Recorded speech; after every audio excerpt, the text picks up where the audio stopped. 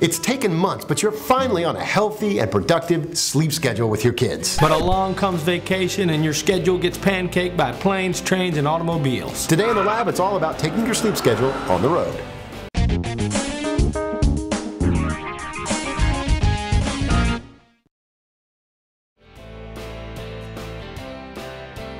Today's lab is brought to you by Baby Bjorn's Travel Crib Lite. 11 pounds sets up in seconds. The Travel Crib Lite from Baby Bjorn, ready, steady, sleep. So many issues when it comes to kids, transportation, and sleep. First of all, there's categories, like are you talking about traveling from A to B, like transit sleep, or sleep when you arrive at your vacation? We could call that destination sleep. Yeah.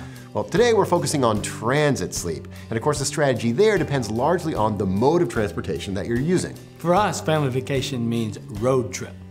To make travel time as smooth as possible, we've got a couple of tricks. Number one, maximize sleep time and drive time. Leave right before nap time or right before bedtime. That way the kids sleep while you travel. Number two, wrap up a bunch of presents like this little doggy figurine and give it to them throughout the trip. A few minutes to open and then some play time with this might get you 45 minutes of peace and quiet. That's, I don't know, 50 miles. Number three, if there are malls along your route, stop at the malls during mealtime. Go eat at the food court and then let the kids run around the mall. Tires them out. Then they might get back in the car and sleep a little more. If you can, stay in a hotel with a pool. That's a big carrot for kids. Kids love pools, they'll swim and they'll be tired and they'll go to sleep and they'll be rested the next morning. My in-laws live on the other side of the country, so for us, a family vacation means taking to the air. Should we treat air travel just like a road trip and plan our flights to coincide with nap and sleep times? To get some perspective, I spoke with the mom and blogger behind the Flying Pinto, Sarah Kegel. I don't think it's necessarily a good idea to try to get with the sleep schedule. I mean, they're going to sleep okay on the plane, not the greatest. I always advise, and I think especially with families, it's important to get going as early as possible, because the flights, you're going to have less hassle. You're not going to be canceled or delayed as much.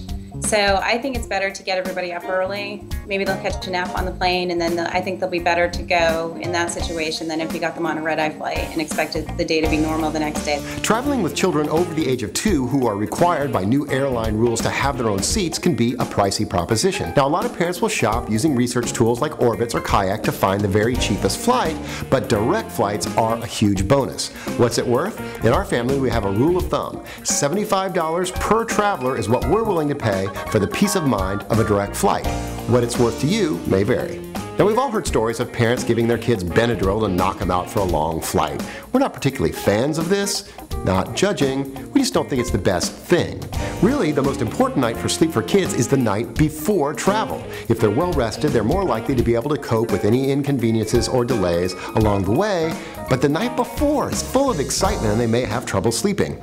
If you're going to dose your kids with Benadryl, the night before is the time to do it. And I don't believe in giving kids the Benadryl to get them to sleep. I think that really kind of messes with your histamines and all that kind of stuff. I think just try to bring some comforts from home, whether it's like a little stuffed animal or blanket that they carry, foods, like bring snacks that they're used to. Just kind of bring as much as you can that they're going to be comfortable with on the plane. Well, I like it that the experts are laid back. Don't worry about it. It's a good attitude. I feel the same way. It's vacation. Relax. We feel the same way now, but it took us sort of 3 kids to get there. With the oldest, all activity had to cease, vacation had to stop for nap time.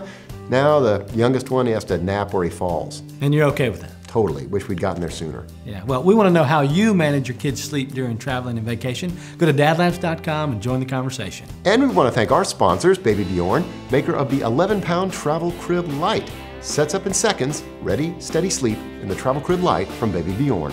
That's all for us here in the lab. We'll see you next time.